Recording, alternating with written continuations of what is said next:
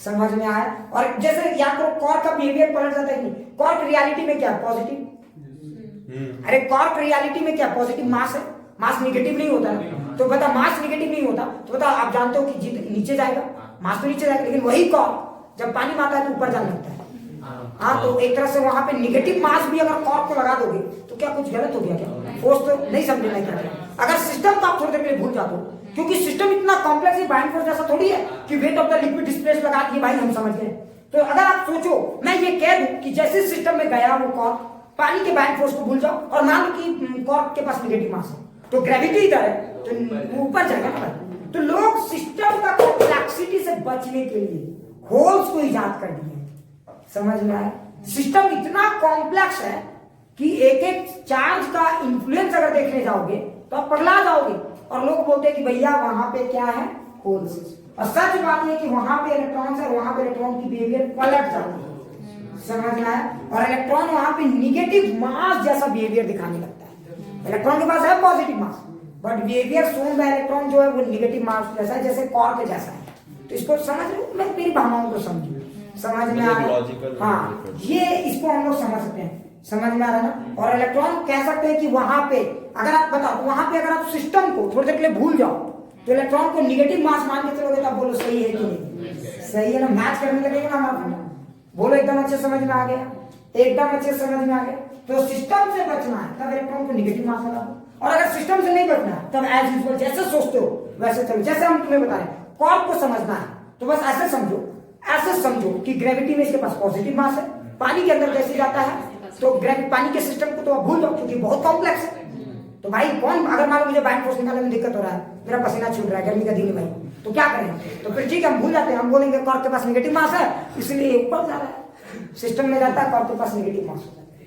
समझो, समझ में आ रहा है? तो आप इस तरह से भी इसको डिफाइन कर सकते हो। तो कभी कभी याद रखना, समझ में आ रहा है ना? तो इलेक्ट्रॉन्स एक्चुअली होल्स क्या है समझ में? व्हाइट जगह है। रियल में होल्स करंट कैरी करता है या इलेक्ट्रॉन? इलेक्ट्रॉन कैरी करता है। और इलेक्ट्रॉन के जो बिहेवियर है सिस्टम के अंदर पलट जाता है। समझ में आया? और वो निगेटिव मास जैसा बिहेवियर शो करने लगता है इलेक्ट्रिक फील्ड के प्रेजेंस में भी। क्लियर? खैर इतने डेप्थ में आपको जाने की जरूरत नहीं है। क्या होल्स की कहानी थोड़ी बहुत समझ में? अच्छा, मोबिलिटी किसका ज्यादा अच्छा है ये समझ में आ गया? अरे इलेक्ट्रॉन का या होल्स का? इलेक्ट्रॉन्स की मोबिलिटी बहुत अच्छी है, इसमें कोई शक? तो बता आपको करंट बिना किसी डिले के कब मिलेगा? यहाँ स्विच ऑन करोगे फटाक से बल्ब चलेगा, कब? जब सिर्फ इलेक्ट्रॉन इन्वॉल्व होगा तब। समझ? स्विचिंग टाइम इसको बोलते हैं। अब देखना इस एलईडी में ऐसा नहीं होता, दिखाता हूँ मैं तुम्हें, दिखाता हूँ एलईडी में जो होता है दिखाता हूँ तुम्हें। देखना इन दोनों एलईडी को एक साथ रखो, वो स्विचिंग टाइम का अंतर है। समझ में आ रहा है मैं क्या कह रहा हूँ? स्विचिंग टाइम का अंतर है। लेकिन अगर ये बल्ब होते तो ऐसा नहीं होता, खराब से दोनों चल जाते। यानी कि ये सेमीकंडक्टर डिवाइसेस है, इसी का ये प्रॉपर गेम पता है इन दोनों में। समझ में आ रहा ना? यही अंतर रहा है। समझ में आया? ये भी पढ़ेंगे। क्लियर? इसको हम लोग बोलते हैं स्विचिंग रेस्पॉन्स। तो स्विचिंग रेस्पॉन्स सबसे बढ़िया किसका होता है? इलेक्ट्रॉन का। जो बोलेगा फटाक से करेगा, और वो क्या करेगा लेकिन स्लोली। तो लोग बोलेंगे सर हमको तो काम ही तो करवाना है, तो फटाक से स्लोली का है? अरे नेचर मैटर करता है, फटाक से स्लोली मैटर करता है। तो स्विचिंग रेस्पॉन्स सबसे बढ़िया किसका है? इलेक्ट्रॉन्स की। आप समझ? यस चलो बहुत फेमस हो जाइएगा। आपको क्या बोलते हैं, हर्ट्स इंस्टीट्यूट आपको मतलब अच्छा देखिए ना, सेमीकंडक्टर का पूरा वीडियो डालते तो निकल गई बैक है। तुम लोग साफ करके नहीं करें? अरे कर दो तो साफ करो। चलो इसको ऑफ कर दो। अरे तुम लोग फीस जमा करो, तुम लोग इसको ऑफ कर दे सर। हाँ करो। क्या फीस का बात? ठीक है तो चल देख, अभी हम क्या बता रहे थे तो समझ गए होंगे। जब भाई हमारा जो हम पे रूल करके गया है, अगर वो कोई चीज बना रहा है तो कभी नहीं चाहेगा कि हमारा गुलाम हमसे पहले और हमसे बेहतर तरीके से यूज करे, है ना? और जिस सेमीकंडक्टर डिवाइस को, रेडियो को तुम यहाँ यूज करोगे, हेलो हाय बोलोगे, वहां ले जाओगे तो परफॉर्मेंस से बिगड़ जाएगा उसका। हम अमेरिका यूरोप में काम ही नहीं करेगा, है ना? तुरंत मोबाइल करने लगेगा मुझे गर्मी चाहिए, मुझे गर्मी चाहिए। हाँ, मैं ठंडा से हाइपोथर्मिया का शिकार हो रहा हूँ। समझो बात? तो फिर साइंटिस्ट लोगों ने सोचा कि मैं क्या करूं कि हम लोग यूज करें और हमारा गुलाम लोग भी यूज करें, लेकिन हम हमारे बाहर, समझे। तो उन्होंने क्या करना शुरू किया, उन्होंने प्योर सेमीकंडक्टर के सोल में, आत्मा में इंप्योरिटी को ऐड करना शुरू किया। और एक बात तो जान लो, समझ में आ रहा है ना, एक बात तो जान लो, गंगा जल चाहे कितना भी क्यों ना, उसमें अगर एक आध नाली का पानी डाल दोगे तो वो गंदा हो जाता है। इंप्योरिटी में इतनी ताकत होती है कि वो बड़े से बड़े प्योर चीज को भी पूरी तरह से गंदा कर सकता है। आज हम लोग इसको समझेंगे एक कहानी के तौर पे। डेटा, आज हम तुम्हें बताएंगे डेटा का पावर, ठीक है, पावर ऑफ डाटा। समझ में आ रहा है कैसे डाटा से बहुत कॉम्प्लेक्स चीजों को आसानी से समझ सकते हैं। उसके बाद तो फिर फॉर्मुलेटिक वर्जन चलेगा ही, ठीक है, समझ में आया। अब सवाल उठता है कि सर डोपिंग क्या है, ये तो बता दिए, है ना। अगर आप जानबूझ के, अब मान लो मैं जानबूझ के इंजेक्शन मारता हूँ और मैं चाहता हूँ कि मैं बच्चों को अपना जो नेचुरल है उससे भी ज्यादा अच्छे से पढ़ाऊं, और मैं इंजेक्शन मार मार के पढ़ा रहा हूँ। कुछ लोग करते हैं पढ़ाने से पहले, हाँ बहुत लोग करते हैं, मैं नाम नहीं लूंगा। ये साइंस वाले लोग ऐसा नहीं करते, तो तुम लोग इस ये सब मत देखो मेरे को, ठीक है। साइंस वाले लोग ऐसा नहीं करते, क्योंकि साइंस में भाई चलती रहनी चाहिए।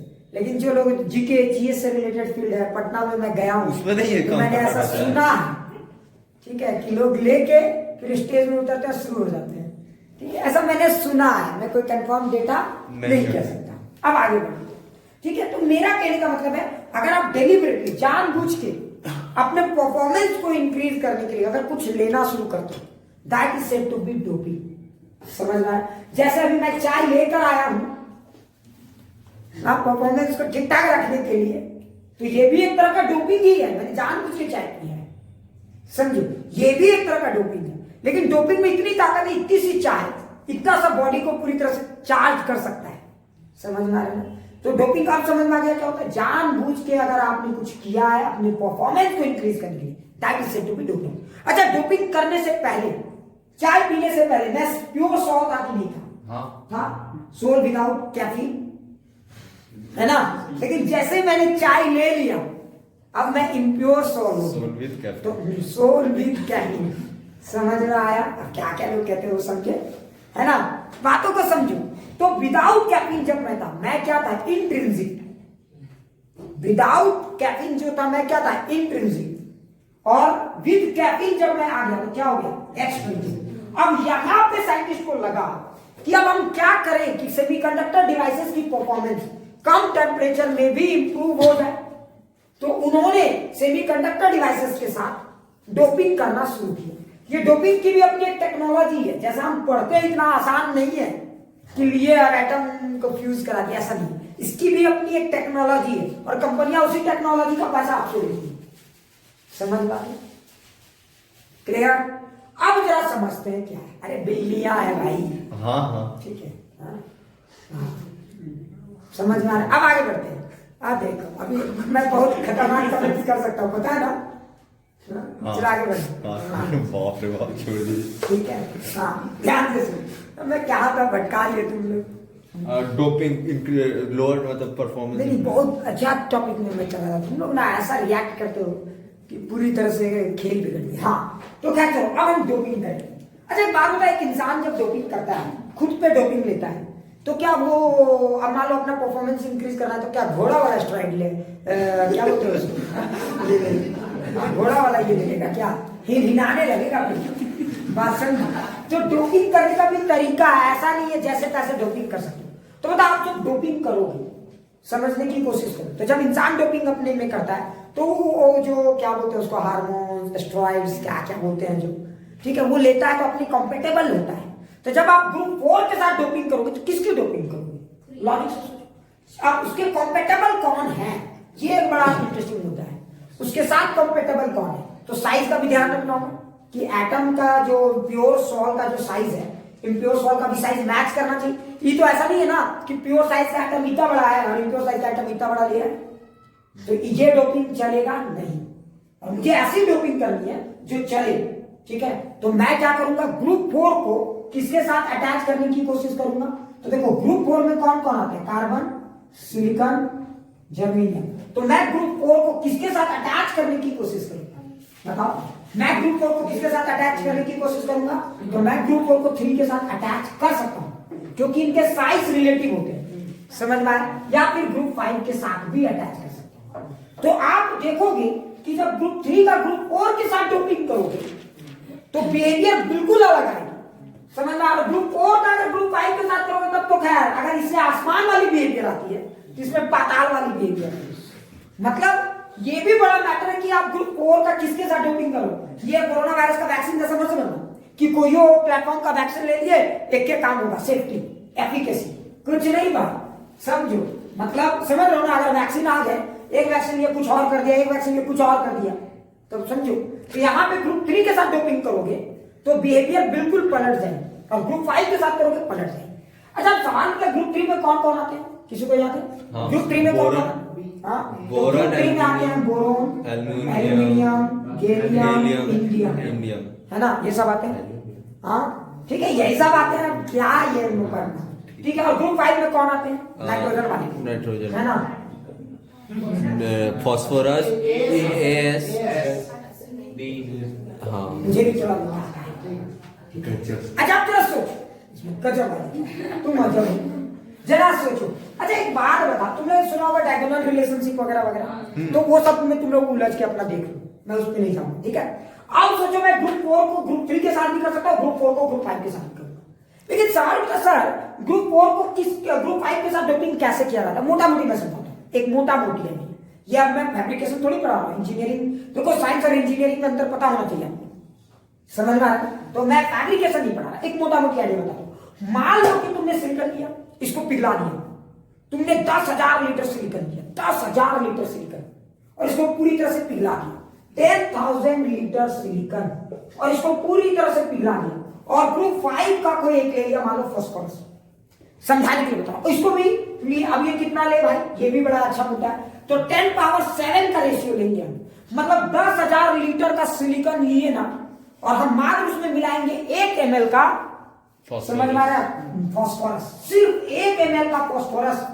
तुम देखो ये रेशियो कितना है, अगर मोटा मोटी बात करें तो, समझ में आ रहा है, वॉल्यूम या पार्ट्स पर मिलियन, जिस एटॉमिक लेवल पे पार्ट्स पर मिलियन पे बात करते हैं, ठीक है, मोटा मोटी बात करें तो ये रेशियो कितना, सोचो तो। अगर ये रेशियो को देखोगे, एक हम अप्रोक्सीमेट ले रहे हैं, अब मेरे पीछे मत पड़ना, ठीक है, और जानबूझ के मैंने इतना अगल बगल कर लिया कि मास में भी बहुत ज्यादा चिंतित ना है, समझ में आ रहा है।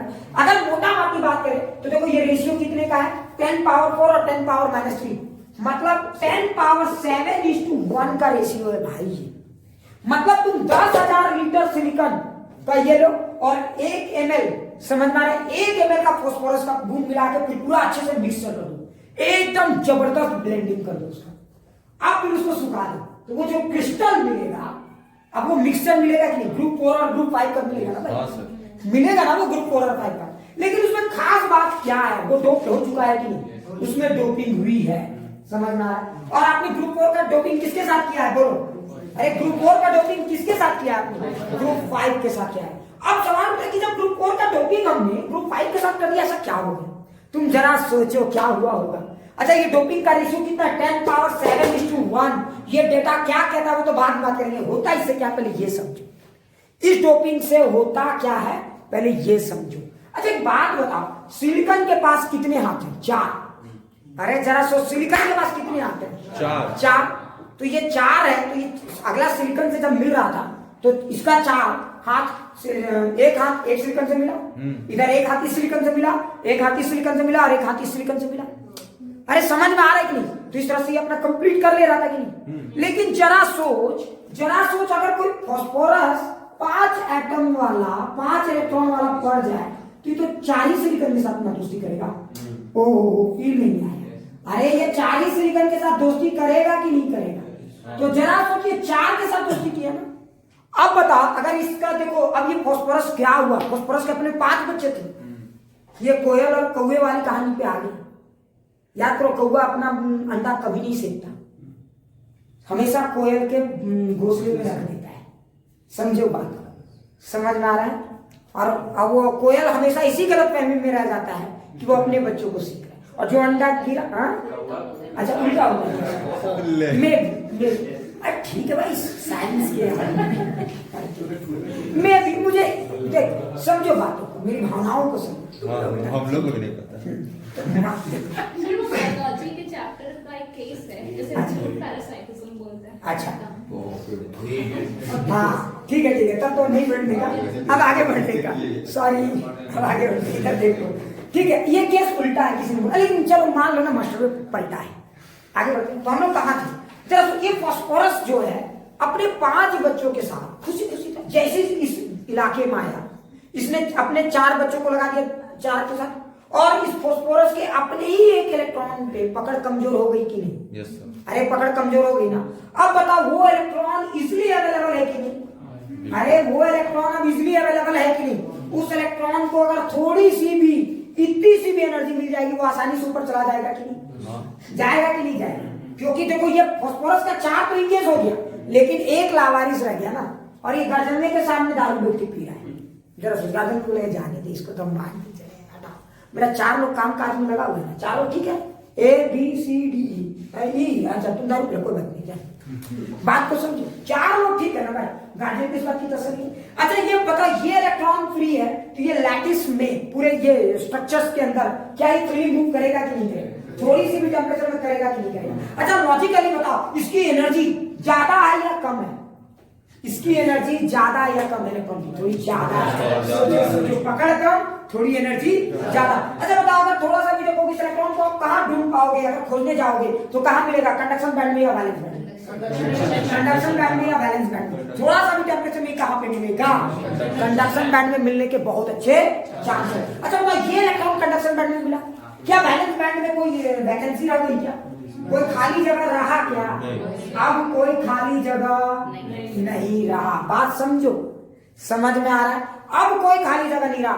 मतलब जब आप ग्रुप 4 को ग्रुप 5 के साथ ऐड किए तो क्या हुआ? हम आएंगे रियल डेटा पे कि क्या होता है, लेकिन मोटा माटी अभी बात करते हैं। जब आपने ग्रुप 4 को ग्रुप 5 के साथ ऐड किए तो क्या हुआ? तो ग्रुप 5 के पास एक एक्स्ट्रा इलेक्ट्रॉन था ना। हाँ। अरे ग्रुप 5 के पास क्या था? एक एक्स्ट्रा इलेक्ट्रॉन था ना। इसने अपने एक एक्स्ट्रा इलेक्ट्रॉन की हमेशा के लिए क्या कर दिया? कुर्बानी दे दी ना भाई। हाँ डोनेट कर दिया ना, लो इस इलेक्ट्रॉन के साथ जिसको जो करना है करो, मारो काटो, शराब पिलाओ, लावारिस ये में इलेक्ट्रिक फील्ड में घुमाओ, कोई फर्क नहीं पड़ता। समझना? इसने डोनेट किया कि नहीं एक इलेक्ट्रॉन का? हाँ तो इसलिए इस एटम को क्या कहा जाता है? Donor atoms. इन एटम्स को क्या कहा जाता है? डोनर एटम्स, क्योंकि ये डोनेट करते हैं। समझ में आ रहा? अच्छा इनके डोनेशन से क्या हुआ? अगर इन्होंने एक इलेक्ट्रॉन को डोनेट किया तो बताओ कंडक्शन बैंड में, आप बताओ और वैलेंस बैंड को चेक करो, कंडक्शन बैंड और वैलेंस बैंड को चेक करो। बताओ आप कंडक्शन बैंड में कितने इलेक्ट्रॉन्स आपको दिखेंगे? तो आप 2 तरह के इलेक्ट्रॉन दिखेंगे, एक जो होल से गए हैं, समझ में आया, जो टेम्परेचर के कारण है, और एक जो इस फास्फोरस ने कंट्रीब्यूट किया। तो बताओ नंबर ऑफ इलेक्ट्रॉन ज्यादा होगा या नंबर ऑफ होल्स ज्यादा होगा? नंबर ऑफ इलेक्ट्रॉन बढ़ जाओ, क्योंकि होल्स तो वही का वही रहा, बल्कि और कम होता है, बढ़ता नहीं। सच ही है, मैं आगे बताऊंगा इसका, ठीक है? अभी मोटा मोटी हम गेम पे जा रहे हैं, समझना? और कम हो जाता है, क्यों है होल्स और कम क्यों हो जाता है? अरे भाई क्योंकि इन्होंने जो दिया तो पहले ये इलेक्ट्रॉन उसी में इंगेज हो जाता है। नहीं समझे? खूबसूरती को समझो साइंस की। अभी बताऊंगा ना, तुम मजे आ रहे, अभी बोले ना बताएंगे सब, टेंशन क्यों लेते हो? पहले साइंस को तो समझो, सारा चीज पढ़ाएंगे, थोड़ा पैशन से। तो ठीक है, तो देखो नंबर ऑफ इलेक्ट्रॉन्स की आबादी बढ़ गई कि नहीं बढ़ी? बढ़ी ना भाई, और होल्स की आबादी कम हो गई। तो ध्यान से देखो नंबर ऑफ इलेक्ट्रॉन्स की आबादी much greater than number of holes हो जाता है। समझ में आया? और यहाँ पे इलेक्ट्रॉन ज्यादा आसानी से करंट कैरी करने के लिए तैयार है, इसलिए इस टाइप को, और यहाँ पे देखो इलेक्ट्रॉन करंट कैरी करने के लिए तैयार है, इसलिए इस टाइप के सेमीकंडक्टर को क्या कहते हैं? N type. एन टाइप, समझ में आया? तो जब ग्रुप 4 का 5 के साथ कॉम्बिनेशन होता है, किस टाइप का सेमीकंडक्टर बनता है? N type. यहाँ पे मेजॉरिटी करंट कौन कैरी कर रहा है? होल या इलेक्ट्रॉन? इलेक्ट्रॉन करंट कैरी कर रहा है। Majority current carrier is electron. समझ में आया? क्लियर? अच्छे से समझ में आया? अच्छा डोपिंग करने से होल्स की आबादी कम हुई कि वही रही? होल्स की आबादी कम हुई। सोचो क्यों? सोचो क्यों? याद करो टेम्परेचर के कारण जिस सिलिकॉन को इलेक्ट्रॉन की कमी थी, वो तो मुंह बना के बैठा होता कि कोई तो इलेक्ट्रॉन देगा, और जैसे ही वहां पे फास्फोरस का एक लावारिस मिला, लपाक से झटक लिया ना पहले। मतलब समझो जो फास्फोरस के जो इलेक्ट्रॉन है, हाँ वो कर क्या रहे हैं, ये कभी समझ पाया? वो एट द सेम टाइम दोनों काम कर रहे हैं। वो होल्स को भी कम कर रहे हैं और उधर इलेक्ट्रॉन को भी बढ़ा रहे हैं।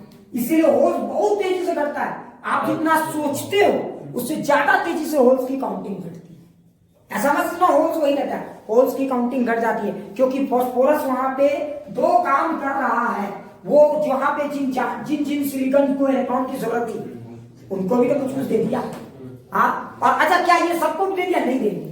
क्यों? क्योंकि टेम्परेचर लगातार रहता है तो कुछ कुछ उसके जाते रहते हैं। तो वो होल्स आपको अगर स्टेशनरी लेवल में देखोगे, सिचुएशन समझते हो ना, तो वो स्टेशनरी में दिखेंगे। लेकिन समझ में आ रहा है, ये बहुत कॉम्प्लेक्स प्रोसेस है, हम इस पे टफ में नहीं जाना। क्लियर? अब समझ में आया तो एन टाइप क्या होता है? समझ में आया एन टाइप सेमीकंडक्टर्स क्या होते हैं? Yes sir. अब समझ में आ गया एन टाइप सेमीकंडक्टर्स क्या होते हैं? अच्छे से समझ में आ गया। तो एन टाइप सेमी, अच्छा बताओ, अब क्या कम टेम्परेचर में भी करंट को कैरी करने वाले आपके पास सिनारी है कि नहीं? हाँ है। क्या अब हमारे जो हुक्मरान थे पहले, अब नहीं रहे, जो हुक्मरान थे, क्या लोअर टेम्परेचर में भी काम यूज कर सकते थे? कर सकते थे। दैट्स व्हाई डोपिंग जरूरी है। अब कुछ लोग बोलेंगे सर उस डोपिंग से कितना फायदा होता है? डेटा सब कुछ कहता है, सो डोंट टेक टेंशन। आएंगे। अच्छा, ग्रुप 4 ग्रुप 5 का कर दिया, अब आगे ग्रुप 3 और ग्रुप 4 का। अच्छा, ग्रुप 3 और ग्रुप 4 में करोगे तो बताओ बोरोन के पास कितने हैं? 3 है भाई। तो अच्छा एक बात बताइए, 3 है, खुदे भीख मंगा है। हाँ, ये तो खुद मुंह बांट के बैठा हुआ है, कोई दे देगा एक आधे इलेक्ट्रॉन तो हम और ले लेंगे। हम देने का तो हम सब उम्मीद भी मत करें कि डोनर है कि एक्सेप्टर है? एक्सेप्टर है। इसीलिए जितना आप डोपिंग करते हो ना, इसको बोलते हैं एनए से। NA represent for acceptor. जितने एटम्स एक्सेप्टर के होंगे दैट इज एनए, और जितने डोनर के होते हैं उसको क्या लिखते हैं? ND, donor atoms. समझ में आया? अच्छा, ये एक्सेप्टर है। अच्छा एक बात बताओ, आप बताओ, अगर मान लो यहाँ पे बोरोन होता तो बताओ क्या यहाँ पे एक वैकेंसी ऑटोमेटिक जनरेट हो जाती? क्या एक वैकेंसी ऑटोमेटिक जनरेट हो जाती? बिल्कुल। आप बताओ, जो इलेक्ट्रॉन, ये एक वैकेंसी ऑटोमेटिक जनरेट, तो पहले ही सिलिकॉन तबाह था, पहले ही सिस्टम तबाह था, वैकेंसी तो हो रहा था और वैकेंसी आ गई। तो अब ज्यादा इलेक्ट्रॉन कहाँ दिखेंगे? ये होल्स ज्यादा दिखेंगे कि इलेक्ट्रॉन ज्यादा दिखेंगे? होल्स ज्यादा दिखेंगे, क्योंकि ये वैकेंसी भी अब ऐड हो गया और सिलिकॉन वाली भी वैकेंसी ऐड हो गई। और तुम्हें जानकारी के लिए बताऊं तो सोचो, इलेक्ट्रॉन की काउंटिंग कम हो गई है, क्योंकि कुछ इलेक्ट्रॉन जो फ्रीली पहले जा रहे थे, हम कभी कभी ये भी इंटरेक्शन हो जा रहा है, तो लोग घूम फिर के इलेक्ट्रॉन की काउंटिंग बहुत कम हो गई और होल्स की आबादी बढ़ गई। तो यहाँ पे होल्स की आबादी अच्छी खासी बढ़ जाती है। अरे भैया कुछ समझ में आती है और कुछ बुझाती है? बोल समझ में आया? होल्स की आबादी अच्छी खासी बढ़ जाती है। तो यहाँ पे मेजॉरिटी कैरियर करंट कैरी करने वाले कौन होंगे? अच्छा बाबा, एन टाइप में फटाफट करंट कैरी होगा या होल्स में फटाफट करंट कैरी? एन टाइप में फटाफट करंट कैरी होगा। स्विचिंग रिस्पांस किसका बेहतर होगा, एन टाइप या पी टाइप? एन टाइप की स्विचिंग रिस्पांस बेहतर होगी। क्यों? क्योंकि वहां पे मेजॉरिटी कैरियर कौन है? इलेक्ट्रॉन। और यहाँ पे मेजॉरिटी कैरियर कौन है? होल्स है। होल क्लियर हो गई? क्या ये कहानी समझ में आई? लेकिन एक बात मैं बताऊं, अच्छा देखो, अच्छा एक बात बताओ, परफॉर्मेंस सुधरा कि नहीं सुधरा? सुधरा। आपने डोपिंग की, परफॉर्मेंस सुधर गया ना। अब आपको करंट मिल रहा है कि नहीं मिल रहा है? मिल रहे ना भाई। कम टेम्परेचर में भी यहाँ पे होल्स अवेलेबल है ना भाई? हाँ, वहां पे कम टेम्परेचर में कौन अवेलेबल था? इलेक्ट्रॉन्स अवेलेबल था। मतलब अब आपको परफॉर्मेंस मिल रहा है। क्या करंट अब आप कुछ कम टेम्परेचर में भी मिल सकता है आपको? बिल्कुल। इस तरह से परफॉर्मेंस इंक्रीज होगी। लेकिन एक सर तुम्हारे दिमाग में आएगा, सर डोपिंग करे तो कितना करे? जैसे दवा आप खाते हो तो डॉक्टर प्रिस्क्राइब करता है 1 चम्मच खाए, 2 चम्मच खाए। कुछ लोग बोलते हैं सर खांसी वाला जब मिलता था ना तो बच्चा में जब तो बहुत पी लेते थे, मजा आता था। मीठा रखा था तो पी लेते थे, तो सूप पी लेते थे। नहीं समझे? पिया पूरा नींद आ रहा है, ठीक है। अभी मैं जब अभी लॉकडाउन में मैं अपने घर में था, अचानक से मेरी बहन एक कट आई, मैं एकदम आश्चर्य हो गया। मैं बोला क्या हुआ? तो बोल रही कि देखो ना बाबू जो पूरा शीशी पी लिया। हमने तो क्या हो गया? पी लिया। तो बड़ा लोग पीता है, बच्चा भी पीता है, इसमें क्या है? गजब। समझे? हमने क्या कौन सा ये पिया? तो देख रहे कफ सिरप नहीं होता है। हमने तो इसमें टेंशन लेने वाली कौन सी बात है? बाबू 2-4 घंटा के लिए उठ पटांग बोलेगा और क्या? उसके बाद हो सकता है बाबू सुत जाए, तो टेंशन तो आपको मुक्ति मिल गई ना भाई। बाबू जितना देर सुतेगा आपका कम कपार खाएगा। तो वो मेरे बोल रही आप तो गजब है। हम बोले टेंशन लेने वाली कोई बात नहीं, समझो। तो भाई डोपिंग की भी अपनी एक क्वांटिटी है, कितना डोपिंग करें। तो मैंने आपको बताया था देखो 10 पावर 7:1। अब आ जाते हैं डेटा पे। ये 10 पावर 7:1 का खेल क्या है? जब इतना बड़ा ये में इतनी सी डोपिंग कर देंगे तो इतना इंप्रूवमेंट कैसे आ जाता है? ये एक सोचने वाली बात है, ठीक है। तो चलो हम लोग डेटा को देखते। देखो डेटा को ध्यान से देखो। अरे एक बात बताओ, प्योर की पहले बात करते हैं, किसकी बात करते हैं? पहले प्योर की बात करते हैं, है ना? तो चलो एकदम आराम से गजब टॉपिक है, मतलब यकीन मानो आपको मजा आ जाएगा, ठीक है? और अगर ये डेटा जिसको समझ में आ जाए ना, बहुत बढ़िया। अरे एक बात बताओ, एक नॉर्मल में बताओ, तुम लोग मुझे एक नॉर्मल सिचुएशन के लिए बताओ कि number of atoms 1 cubic centimetre में कितने होंगे? 10 to the power 10। नंबर, हाँ, 1 क्यूबिक सेंटीमीटर में 10 पावर 23 होंगे भाई, 23। 1 क्यूबिक सेंटीमीटर, 1 क्यूबिक मीटर नहीं होता, 1 क्यूबिक मीटर में कितने होते हैं? 10 to the power 10। हाँ, चलो पहले इंट्रिंसिक के गेम को समझते हैं और देखते हैं डोपिंग से क्या हुआ। प्लीज लिखना थोड़ा सा ध्यान से सुनो। अच्छा, मैंने क्या किया? 10 पावर, एक सेकंड प्लीज रखनी, मैंने क्या किया देखो, मैंने बोला था ना 10 पावर 29 नहीं 23, 1 क्यूबिक सेंटीमीटर की बात। तो पहले इंट्रिंसिक को समझो, इस खेल को समझो, आपको अपने आप समझ में आ जाएगा। देखते हैं क्या होता है डोपिंग से, छोटा छोटा चीज कितना बड़ा काम करता है, दिखा दो। अच्छा एक बात बताओ, 10 पावर 23 एटम में कितने इलेक्ट्रॉन्स थे? नॉर्मल करंट कैरी करके 10 पावर 10। कुछ लोगों को लगा कि सर ये तो ठीक ठाक है, अगर सच में देखोगे तो अब अभी जैसे कोई लोग बोलते हैं इंडिया में बहुत वैक्सीनेशन हो गया, 1.5 करोड़ लोगों को मार दिए, इजराइल में तो नहीं। अरे मूर्खों, समझने की कोशिश, हाँ समझो भाई, हाँ वो रेशियो देखो ना भाई, परसेंटेज देखो ना, तब ना गेम समझ में आएगा। बड़ा सोचो तो खाली जब देखो 1.5 करोड़ दिखाने वाले, ये डेटा का मैनिपुलेशन है भाई। जहाँ जरूरत है वहीं इंडिया में डेटा मैनिपुलेशन तो गजब करते हैं, है ना? 1.5 करोड़ लोगों को मार दिए, ये पता नहीं कितने परसेंट लोगों को मारे, तब समझ में आएगा, ठीक है? 1.5 करोड़। अच्छा आगे बढ़ो, 10 पावर 23 में 10 पावर 10 है, तो बताओ अगर सोचो हम सिर्फ 1 इलेक्ट्रॉन बोलेंगे वहां उस पूरे सिलिकॉन में से, कोई 1 इलेक्ट्रॉन दे दो तो कितने घर में खटखटाना पड़ेगा? 10 पावर 13 में, मतलब 1 इलेक्ट्रॉन के लिए 10 पावर 13 घरों को नॉक करोगे, तब जाके कोई 1 सिलिकॉन अपना इलेक्ट्रॉन को अपने लाल को पीला होने के लिए छोड़ेगा। ये इंडिया के लिए भी सही है। कुछ लोगों को लगता है इंडिया की फौजी आर्मी बहुत बड़ी, लेकिन आप ध्यान से देखो, एक फौजी के लिए कितने घर खटखटाओ तब जाके एक फौजी मिलेगा। मेरा कहने का मतलब समझ में आ रहा है? जबकि इजराइल इस मामले में हमसे बहुत बेहतर है, वहां लगभग हर कोई एक बार फौजी जरूर रहता है, हर घर से। ऐसा है कि नहीं है? क्या कोरिया? हाँ, तो मतलब इन मामले में तो वो हमसे बहुत आगे है। बात को समझो मैं क्या कहना चाह रहा हूं। तो ये हमारी कहानी है इंट्रिंसिक। अच्छा अब लोग बोलेंगे सर तो इससे क्या हो गया? नहीं, अब आते हैं एक्सट्रिंसिक में। हम लोग डोपिंग कितने का कर रहे हैं बताओ? एक्सट्रिंसिक में डोपिंग कितने का कर रहे हैं? 10 पावर 7:1 का।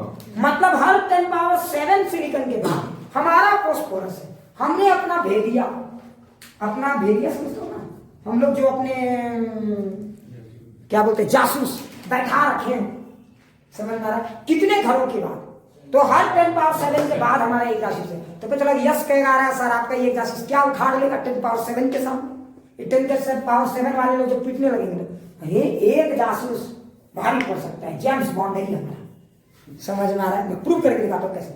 आपको लग रहा है कि 10 पावर 7, अरे मुझको जरा ध्यान से देखो, 10 पावर 7:1 का है ना, 10 पावर 7 में 1 है ना। अच्छा इसको मल्टीप्लाई करो, अगर 10 पावर 23 में कितने हैं? 10 पावर 23 में हमारे कितने हैं? तो 10 पावर 23 में हमारे 10 पावर 16 जासूस। ओहो फील नहीं आया, कुछ समझ में आया मैं क्या कहना चाह रहा हूँ? समझो 10 पावर 7 में ना एक है भाई, लेकिन अगर 10 पावर 23 में देखोगे तो हमारे कितने जासूस है? 16। समझो 10 पावर 16 जासूस है हमारे। और ये एक बात बताओ, यहाँ का हर एक जासूस काफी है, नहीं समझे? यहाँ पे तो 10 पावर 13 में सिर्फ एक था ना, यहाँ बताओ 10 पावर 16 में से कितना इलेक्ट्रॉन मुझे मिलेगा? 16 to the power 16। 10 पावर 16 मिलेगा, क्योंकि हर एटम एक इलेक्ट्रॉन देने वाला है। यहाँ पे हर कोई एक एक लूज कर सकता है। बात को समझो, खूबसूरती को देखो। मतलब अब सोचो जब आप डोपिंग करते हो ना, तो अगर आपने डोपिंग 10 पावर 7:1 का किया है, तो जरा सोचो 1 क्यूबिक सेंटीमीटर में अब आपके कितने जासूस है? तो 1 क्यूबिक सेंटीमीटर में आपके 10 पावर 6 जासूस है। मतलब नंबर ऑफ डोनर एटम्स की जो ऑर्डर है ना, वो 10 पावर 16 की ऑर्डर है। ये बात समझ में आया? कितने इंच की ऑर्डर है? 10 पावर 16 की ऑर्डर है। समझ में आया? अच्छा बताओ, अगर हमारा डोनर एटम 10 पावर 16 है, तो लगभग सब के सब अपने इलेक्ट्रॉन एक इलेक्ट्रॉन यूज करेंगे। बिल्कुल। मतलब अब बताओ हमारा यहाँ पे नंबर ऑफ इलेक्ट्रॉन की आबादी कितनी है? 10 पावर 16 की ऑर्डर में आ गई ना। और तुम जरा ध्यान से देखो, 10 पावर 10 के कंपैरिजन में 10 पावर 16 ज्यादा है कि कम? बहुत ज्यादा है। अब समझ में आया? अब समझ में आया कि नहीं? तो देखो हमारा एक छोटा सा जासूस कितना बड़ा काम करके दिखा दिया, समझ में आ रहा है। 10 पावर 16 इलेक्ट्रॉन सब आ गए। बताओ, सोचो करंट का परफॉर्मेंस 1 गुना बढ़ा, 2 गुना बढ़ा, 3, देखो तो 10 पावर 6 टाइम बढ़ा। करंट की परफॉर्मेंस 10 पावर 6 टाइम बढ़ा। मतलब सोचो उगलती हुई शोले जो काम नहीं किया, एक छोटा सा डोपिंग वो काम कर दिया। समझ में आया? और तुम लोग बोलते हैं डोपिंग कर लिया, गुनाह किया। किसको तरक्की नहीं पसंद है ये बताओ भाई, तो उसने क्या गुनाह किया? तो आपने उसे जेल भेज दिया। पूछिए ओलंपिक कमेटी से। रहने दो, हम लोग साइंस वाले लोग हैं भाई, हम लोग सब चीज का ठेका हम लेके रखे हैं क्या? चलो आगे बढ़े। क्लियर? अब समझ में आए? अच्छा बोलो, अब डेटा का खेल समझ में आया? ये आंकड़ा है ना बड़ा मजेदार। अब समझ में आया आंकड़ा कैसे सब कुछ होता है। और तुमको लगे जान के हैरानी होगा, 10 पावर 16 तो ये हो गया भाई। तो बताओ, अगर आप बताओ इलेक्ट्रॉन की आबादी एन टाइप में बहुत बढ़ गई कि नहीं? और मैं तुम्हें बताऊं तो लगभग इलेक्ट्रॉन की आबादी कितनी होगी? बोलो 10 पावर 10 प्लस 10 पावर 16 लिखोगे या सिर्फ 10 पावर 16 बोलोगे? सही है 10 पावर 16 बोलेंगे तो 10 पावर 16 भी बोलोगे सही है रे भाई। 10 पावर 16 प्लस 10 पावर 10 करोगे तो क्या आएगा? कुछ नहीं आएगा। 10 पावर 16 के सामने ये तो कुछ है ही नहीं ना, तो इसको इग्नोर करने में भी कोई बुराई नहीं है। मतलब पता है, यानी कि आप जैसे डोनर एटम जोड़ देते हो वहां पे लगभग इलेक्ट्रॉन की संख्या उतनी हो जाती है, लगभग इलेक्ट्रॉन की संख्या उतनी हो जाती है। एक और बात है कि होल्स की काउंटिंग अचानक से घट जाती है। ऐसे कैसे होता है ये भी बताऊंगा, ठीक है? ये भी मैं बताऊंगा, लेकिन पहले ये समझ में आ गया। तो अगर आपने डोनर एटम जोड़ दिया कहीं पे भी Nd, तो नंबर ऑफ इलेक्ट्रॉन्स कितने हैं? Nd के बराबर है। नहीं समझ में आया? और अगर आपने कहीं एक्सेप्टर एटम जोड़ दिया Na, तो बताओ नंबर ऑफ एक्सेप्टर होल्स कितने हैं? Na है। बताओ अब होल्स करंट कैरी करने वाले लोगों की आबादी कितनी है? Na एक्सेप्टर में, और डोनर में कितने हैं? Nd। समझ में आया? तो ये है खूबसूरती इस डेटा का। अब क्लियर हुआ? अब इस गेम में एक और पहलू है, इस गेम को दूसरे नजरिए से भी देखा जा सकता है, एनर्जी के नजरिए से। समझ में आ गया? तो क्या आप समझना है इंट्रिंसिक और एक्सट्रिंसिक? अच्छा आप ये समझना है 10 पावर 7:1 कोई छोटा मोटा डेटा नहीं है, बहुत बड़ा रोल प्ले कर रहा है। समझ में आया? ये समझ में आ रहा है ना? एक एक लोग यहाँ पे जेम्स बॉन्ड है, एक एक लोग, इजराइल का एक एक सैनिक जेम्स बॉन्ड है, पता है ना? इसलिए तो इजराइल को कितने देश मिलकर भी नहीं हरा पाते, है ना? हाँ, ये खतरनाक बात है। इजराइल का मोसाद बहुत फेमस है, मतलब उसका एक एक आदमी सब कुछ है, जासूस भी है, फौजी भी है, सिविलियन भी है। लो अब लड़ो उस देश से। Multi talented. हाँ, तो भाई वो मल्टी टैलेंटेड नहीं है, वो डोनर है भाई, देश के लिए देना चाहते हैं। और इंडियन क्या है? एक्सेप्टर है भाई, देश से लेना चाहते हैं। इस देश ने हमें क्या दिया? ये सबको यही बोलता है, इवन इंक्लूडिंग मी भी, है ना? ये सच है कि नहीं? बिल्कुल। हाँ देखो राशि क्लियर। अब आगे बढ़ते हैं, ठीक है? तो थोड़ा सा और कहानी को आगे बढ़ाते हैं। यहाँ तक अच्छे से फील आ गया? अच्छा इस कहानी का एक दूसरा पहलू भी था, ये पहलू आपको शायद हजम ना हो, तो बंदरों के लिए नहीं है, क्योंकि बंदर के पेट में घी नहीं पचता है। तो अब हम लोग इसको एनर्जी के नजरिए से पूरी कहानी को देखेंगे। क्या ये बात एकदम अच्छे समझ में आ गई? पूरा एक एक कंसेप्ट समझ में आ गया? तो प्लीज अगला टॉपिक जो है इसमें एनर्जी का नजरिया लगाएंगे, ठीक है? चलो थोड़ा सा इस कहानी को दूसरे नजरिए से भी देखते हैं। क्या आप समझ में आ गया? तो एन टाइप क्या होता है, पी टाइप समझ में आ गया, एक्सट्रिंसिक समझ में आ गया, इंट्रिंसिक समझ में आ गया, डोपिंग समझ में आ गया, वो बैंड की कहानी समझ में आ गई। लेकिन उस बैंड में एक चीज मैंने मिस किया, एनर्जी की कहानी। अब अच्छा तुम्हें पता है इस पूरे गेम में सबसे बड़ा खिलाड़ी कौन है? एनरिको फर्मी, फर्मी साहब। अच्छा फर्मी। हाँ, और उन्हीं के नाम पे एक एनर्जी लेवल भी दिखाया है, that is called Fermi energy level. समझ में आया?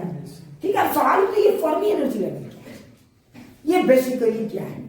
तो ये प्योर एक एनर्जी समझ में आ रहा है ना, स्टैटिस्टिकल कॉन्सेप्ट है, लेकिन हम लोग फिर भी ट्राई करेंगे इसको समझने की, और आपका इसका सिर्फ नॉलेज काफी पड़ जाएगा। इसका स्टैटिस्टिक्स बहुत टफ है। हाँ, इसका स्टैटिस्टिक्स बियॉन्ड सिलेबस है, ठीक है? बियॉन्ड फिर भी ट्राई करेंगे, सो डोंट टेक इट। अब पहले दिमाग में एक सवाल उठता है कि ये फर्मी एनर्जी लेवल क्या है ना, और इसका सिग्निफिकेंस क्या है? ध्यान से लिखना मत, थोड़ा सा आराम से समझना, शायद ये गेम समझना है, और टेंशन किसी को लेना नहीं, बिल्कुल टेंशन मत लेना। अच्छा एक बात बताओ, फर्मी एनर्जी लेवल क्या होता है मैं तुम्हें बताता हूँ। अब अगर मान लो कि मैं फर्मी, इमेजिन करो मैं हो नहीं सकता, उनका जगह लेने की हमारी औकात नहीं है, उन लोगों का किसी का भी जगह लेने की हमारी औकात नहीं, सच में बता रहा हूँ, ऑन रिकॉर्ड ये बात नहीं बोल रहा हूँ। समझ में आ रहा है? कुछ लोग बोलते हैं कि हम गॉड हैं, कंसेप्ट के बादशाह हैं, कुछ नहीं है, तुच्छ है। समझ में आ? उनको पता ही नहीं कि साइंस की डेप्थ कितनी है। समझ में? जो ये जान जाएगा ना कि साइंस की डेप्थ अनलिमिटेड है, वही साइंस जान गया।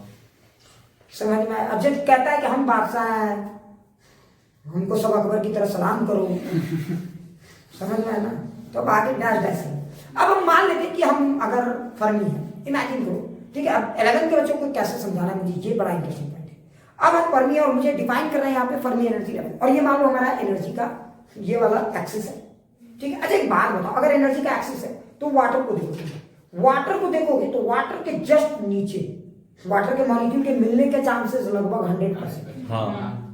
और वाटर के इस सरफेस के जस्ट ऊपर वाटर के मॉलिक्यूल के मिलने के चांस लगभग 0 है। लेकिन इसका मतलब ये नहीं कि मिलेंगे नहीं, मिलेंगे, चांस 0 है, लेकिन टेम्परेचर बढ़ाओगे थोड़ा सा चांस बढ़ सकता है। समझ में आया?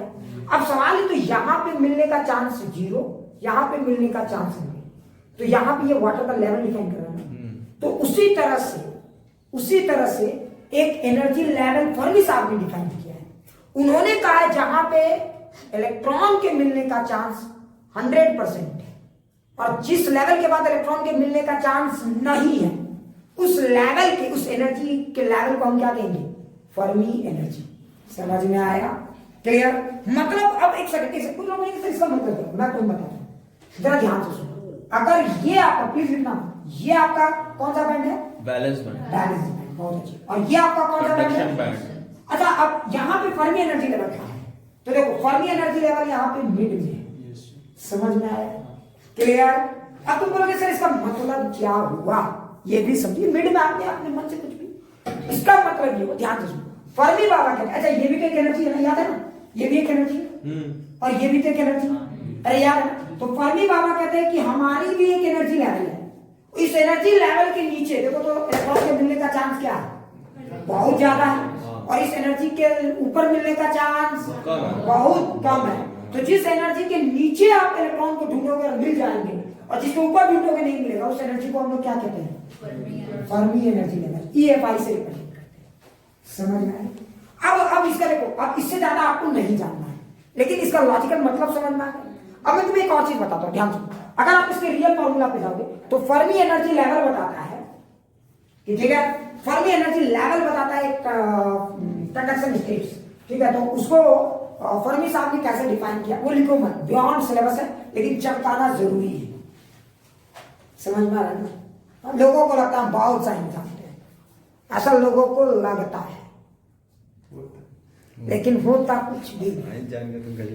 ठीक है, देख n/g is equal to 1/1 plus e minus EFI/t। ये है इसका रियल फॉर्मूला, ठीक है। और अगर आप इसके ग्राफ को देखो, नहीं पढ़ना है, जो लिखेगा पक्का फेल करेगा। अरे सर, जो लिखेगा पक्का फेल करेगा। फोटो ले लेते हैं। फोटो समझ में आ रहा है? ये नहीं लिखना है, समझ में? अननेसेसरी दिमाग में लोड नहीं देना है। समझ में आ रहा है? अब तुम बोलोगे ये क्या है, तो इसमें n क्या है? समझ में आया? ऑक्युपाइड स्टेट्स है, और g क्या है? अवेलेबल स्टेट्स है। मतलब ये प्रोबेबिलिटी है। नहीं समझ में आया? अच्छा, मान लो ये बेसिकली प्रोबेबिलिटी है, स्टैटिस्टिकल गेम से आया है। समझ में आ रहा है? तो ये क्या बताता है? ये ऑक्युपाइड स्टेट्स और ये नंबर ऑफ स्टेट्स। मान लो कि हमारे क्लास में 100 बेंच है, 100 लोगों के बैठने का जगह है, और मान लो कि किसी भी जगह पे 100, तो ये 100 जी क्या है? 100। किसी भी टाइम पे तुम आते हो, कितने लोग तुम्हें दिखेंगे, कितना सीट सिनेमा हॉल का बुक है, ये n है। नहीं समझ में आया? ये क्या है? n है। अब जरा ध्यान से सुनो, ये हमारा n है, तो n, अब बताओ, तो इसको अगर तुम इस हिसाब से देखो तो प्रोबेबिलिटी है कि नहीं? हाँ, तो अब आप सोचो, ऐसा सोचो, ऐसे सोचो, ऐसे सोचो, फील करना, इसको ऐसे सोचो। मान लो सिनेमा हॉल में 20 लोग आए और 100 लोगों की सीट थी, 100 लोगों की सीट थी और सिनेमा हॉल में कितने लोग आए? 20 लोग। 20 लोग। तो ऐसे भी देख सकते हो, या बताओ क्या चांस है कि एक सीट भरा जाएगा? 20% चांस। ऐसे भी तो देख सकते हो। तो क्या चांस है कि एक इलेक्ट्रॉन आपको कहीं मिलेगा किसी एनर्जी लेवल पे? ये बताता है। अब समझ में आया? अगर इस डेटा को चेक करोगे तो चेक करके देखो at T is equal to 0 kelvin, actually में फर्मी एनर्जी लेवल जो मिड में डिफाइन होता है वो 0 केल्विन के आसपास है। दिखाता हूं कैसे, चेक करो। अच्छा बताइए अगर ये टी की वैल्यू 0 होगी तो बोलो क्या? 0। तो देखो ये वाली वैल्यू 0, या एक बार टी इज इक्वल टू 0 ले लेते हैं या टी कुछ रखते हैं, एक काम करते हैं रख लेते हैं, रहने कि 0 लेके करें। 0 लेके करोगे तो बहुत बड़ा हो जाएगा। हाँ तो ये तो पूरा, अगर ये 0 हो जाएगा तो ये पूरा इंफिनिटी हो जाएगा। अरे ये इंफिनिटी, समझ में आ रहा है? तो ज्यादा मजा नहीं आएगा। काम करते हैं टी का कुछ बड़ा वैल्यू, नॉर्मल टेम्परेचर की बात करते हैं जिसमें हम फर्मी एनर्जी को डिफाइन करेंगे। मान लो हम चेक करना चाहते हैं टी की वैल्यू ग्रेटर देन 0, एक बार चेक करके देखो क्या है। ठीक है, इसको लिखना नहीं, हमने मना किया है, लिखोगे फेल करोगे गारंटी है ही नहीं सिलेबस में। ऐसा इसलिए है क्योंकि लेवल है ही नहीं चीज, तो क्यों पढ़ना मेरे को? जितना आपको, जितना में कंसंट्रेट, देखो अर्जुन की तरफ से फोकस करना सीखो, जितना आ रहा है उतना ही। देखो दो तरह का पढ़ाई है, आपको नॉलेज के लिए पढ़ना है तब तो ठीक है, फेल पास से कोई फर्क नहीं पड़ता। मुझे फर्क पड़ता है सिर्फ नॉलेज से, तब तो ठीक है, समझिए, समझ में आ रहा है। और अगर आपको सिर्फ कॉम्पिटिशन्स के लिए पढ़ना है, अर्जुन की तरफ फोकस हो, मुझे सिर्फ टारगेट को ये करना है, तो इसको मत सिर्फ सुन लो, थोड़ा सा एक फीलिंग बना रहेगा बस इन फ्यूचर। हाँ, क्योंकि डेटा की एक कहानी होती है, आपको इतना बताएंगे तो इतना याद रहेगा, अगर उतना ही बताएंगे ना गायब हो जाएगा। इसलिए बस मैं चाहता हूं उतना ही याद रखो। फर्मी एनर्जी लेवल वो एनर्जी लेवल है जहां के ऊपर किसी भी चीज के मिलने का चांस नहीं है और उस एनर्जी के नीचे मिलने का चांस 100%। बात खत्म, ठीक है। अब जरा सोचो, अगर ये वाली वैल्यू, जरा देखो, अगर ये वाली वैल्यू सोचो E इज इक्वल टू, देखो अब लॉजिकली सोचो तो देखो, तो अगर E is equal to EFI हो जाए, सोचो अगर हम फर्मी एनर्जी लेवल जितना वहीं पे इलेक्ट्रॉन को ढूंढते हैं तो क्या चांस है मिलने का? तो देखते हो, अच्छा ये E और EFI बराबर हो जाए तो 1 हो जाएगा, तो क्या हो जाएगा ये 1/2, मतलब हाफ। उस जगह पे इलेक्ट्रॉन के मिलने का चांस हाफ है। नहीं समझ में आया? अरे आ रहा है समझ। तो फर्मी एनर्जी लेवल को ऐसे भी डिफाइन कर सकते हो, वो एनर्जी लेवल है जहां पे इलेक्ट्रॉन के मिलने का चांस हाफ है, क्योंकि उसके ऊपर तो मिलने का चांस नहीं है, उसके नीचे मिलने का फुल चांस है। तो उस एनर्जी लेवल को कौन सा एनर्जी लेवल कहते हैं? फर्मी एनर्जी लेवल, जहां पे इलेक्ट्रॉन के मिलने का चांस हाफ है। अब जैसे मैं एक एग्जांपल बताऊं, तो ऐसे समझो, मान लो कि मुझे इलेक्ट्रॉन के मिलने का चांस है 4 यूनिट में, आधा चांस है, वहां पे मैं ढूंढूंगा, मुझे शायद 50% चांस है कि इलेक्ट्रॉन मिल जाए, तो उस पूरे सिस्टम का फर्मी एनर्जी लेवल क्या है? 4 यूनिट। मतलब 4 यूनिट के नीचे इलेक्ट्रॉन मिलेंगे कि नहीं मिलेंगे? मिलने के अच्छे चांस। 4 यूनिट के ऊपर मिलने के चांस। अब समझ में आ गया फर्मी एनर्जी लेवल क्या होता है? समझ में आ गया? तो ये है फर्मी एनर्जी लेवल। तुम डेटा चेक करके, डेटा चेक करो, इसको आप कैमरा में स्क्रीनशॉट ले लो, मैंने लिखने से मना किया, आप घर में एक बार एक एक डेटा लेके पुट करके देखो, ठीक है, ये आपको समझ में आ जाएगा। क्लियर? अब आगे बढ़ते हैं। अभी तो हम लेंगे, हाँ सर ये बात तो समझ में आ गई, यहाँ पे तो बीचों बीच है, लेकिन एक बात बताओ, डोनर में फर्मी एनर्जी लेवल कहाँ होगा? लॉजिक से सोचिए, डोनर में, अगर डोनर एटम है, डोनर एटम में इलेक्ट्रॉन के मिलने का चांस, सोचो तो इलेक्ट्रॉन इनके मिलने का चांस यहाँ फर्मी एनर्जी लेवल, वहां डोनर एटम, मान लो वो 5 ग्रुप 5 वाले को देखो, डोनर एटम की बात करो तो इलेक्ट्रॉन कहाँ मिलेगा? ये फर्मी एनर्जी लेवल कहाँ होना चाहिए? नीचे या ऊपर? ऊपर होना चाहिए। लॉजिक से सोचो। हाँ। अरे लॉजिक से सोचो, क्योंकि ऐसे ही एक उसका पकड़ कमजोर है। हाँ। अब फील आया? हाँ। अब फील आया? नहीं, अभी भी समझ में आया कि नहीं? अब जैसे एक बात बताओ, ऐसा तुम सोचो, अच्छा एक बात बताओ, एक हाइड्रोजन फील करो, ऐसे ही फील करो, मोटा मोटी है ना, एक हाइड्रोजन ग्राउंड स्टेट में, उसका फर्मी एनर्जी लेवल कहाँ होगा? तो 13.6 वाला, 13.6 नीचे। लेकिन वो एक्साइटेड स्टेट की बात होगी तो फर्मी एनर्जी लेवल थोड़ा ऊपर हो जाएगा। तो बताओ किसका फर्मी एनर्जी लेवल ज्यादा है? ग्राउंड स्टेट हाइड्रोजन एटम या excited state hydrogen? Excited state. जो कि समझ में आ रहा है, सब जो कॉमन सेंस लगा, अब समझ में आ गया फर्मी एनर्जी लेवल क्या है। तो वो एक तरह का प्रोबेबिलिटी गेम है, ठीक है। अब जरा सोचो, डोनर एटम में भी क्या होता है? फर्मी एनर्जी लेवल क्या होता है? ऊपर होता है। समझ में आया? क्योंकि वहां पे तो इलेक्ट्रॉन पे पकड़ और कमजोर, और पांचवा तो लावारिस टाइप का है थोड़ा, समझो, तो वहां पे तो और ज्यादा होगी। अब सोचो, अब तुम ही सोचो, मेरे पास 2 ग्लास के बॉटल्स हैं, एक में फर्मी एनर्जी लेवल बीचों बीच है और एक में फर्मी एनर्जी लेवल ऊपर है, जो ऑलरेडी उसका इलेक्ट्रॉन का चांस ऊपर मिलने का। अब अगर हम दोनों के वाटर को मिक्स करेंगे तो मुझे जो नया फर्मी एनर्जी लेवल मिलेगा वो कहाँ मिलेगा? दोनों के बीचों बीच। अब समझ में आया? तो ध्यान से सुनो, डोनर का जो फर्मी एनर्जी लेवल होता है वो लगभग कंडक्शन बैंड के आसपास होता है। डोनर का फील रट्टा मत, प्लीज लिखना मत, लिखो मत। अगर आप फर्मी एनर्जी लेवल की बात करो तो देखो, ये है प्योर का, ये कंडक्शन ये क्या हो गया हमारा EC, ये हमारा क्या हो गया EV, समझ में आ रहा है ये, और ये डोनर का तो फर्मी एनर्जी लेवल यहाँ है, समझ रहा है। जबकि अगर तुम उसका बात करोगे ग्रुप 5 वाले का, तो उसका फर्मी एनर्जी लेवल बहुत ऊपर है भाई, समझो। इसका इलेक्ट्रॉन तो ऐसे ही लावारिस होने के मूड में है, समझो। हाँ, उसका इलेक्ट्रॉन ऐसे ही लावारिस होने का चांस है, तो ज्यादा एनर्जी में भी उनके इलेक्ट्रॉन के मिलने का चांस है। तो फर्मी एनर्जी लेवल वहां पे है EFI, यहाँ पे एक EFI एक EFI। लेकिन जरा सोचो अगर इन दोनों को मिक्स कर दिया जाए ऐसे, अभी ये सब मिटा दो ताकि इससे आपको फील आए, तो एक वाटर लेवल कम और एक वाटर लेवल ज्यादा, हमेशा ऐसे सोचो, दोनों को मिक्स करो तो नया फर्मी एनर्जी लेवल कहाँ मिलेगा? बीचों बीच। हाँ, तो नया फर्मी एनर्जी लेवल कहाँ मिलेगा?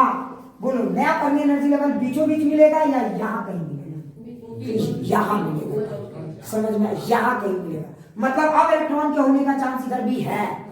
मतलब अब तुम कुछ लोग मुझसे पूछेंगे कि सर ये टॉपिक इतना खास कैसे है, एनर्जी लेवल से क्या फायदा मिला? अब ये चीज समझो, गेम को समझने की कोशिश करो। तो देखो, पहले तो फर्मी एनर्जी लेवल इसका डोनरे में था, फर्मी एनर्जी लेवल डोनरे में था कि नहीं? तो फर्मी एनर्जी लेवल आराम से बोल रहा था भैया इलेक्ट्रॉन तो वहीं पे है, कंडक्शन बैंड में है, तो क्या जरूरत है आपको ज्यादा माथा पच्ची करने का, वहीं पे इलेक्ट्रॉन है, करंट के।